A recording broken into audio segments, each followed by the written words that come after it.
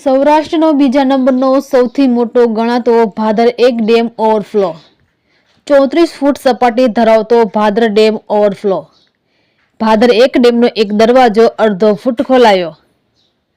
282 cusec પાણીની આવક સામે 282 ક્યુસેક પાણી જાવક। પીવાના અને સિંચાઈના પાણીનું સંકટ થયું દૂર। રાજકોટ, જેતપુર, વીરપુર, ખોડલધામ સહિત જૂથ યોજના હેઠળ 20 લાખ લોકોને પીવાનું પાણી પૂરું પાડતો ડેમ છે।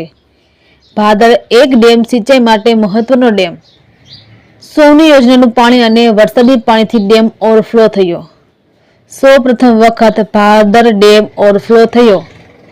જેતપુર, ગોંડલ, ધોરાજી સહિતના ગામોને નદીના પટમાં અવરજવર નહીં કરવા સૂચના। રિપોર્ટર ભાગ્યેશ ડોબરિયા, વીરપુર।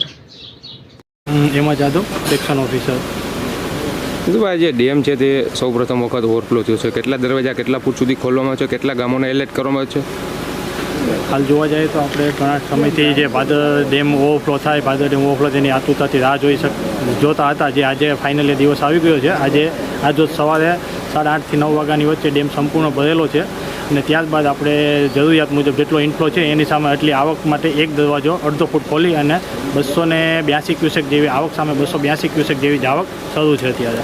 કેટલા લોકોને પાણી પીવાનું પૂરું પાડે છે, ઉપરાંત ખેડૂતોના સિંચાઈને પણ આમાંથી પાણી પિયત માટે આપવામાં આવે છે, તો શું કહેશો આમને લઈ? જોવા જઈએ તો ભાદર એક સિંચાઈ યોજના છે, જેમાંથી જેતપુર છે, વીરપુર, ખોડલધામ છે, રાજકોટ છે, અમરનગર જૂથ યોજના છે, એ આશરે 18 થી 22 લાખ લોકોને પીવાનું પાણીની જે આ વર્ષની સમસ્યા છે એ સંપૂર્ણ હલ થઈ છે।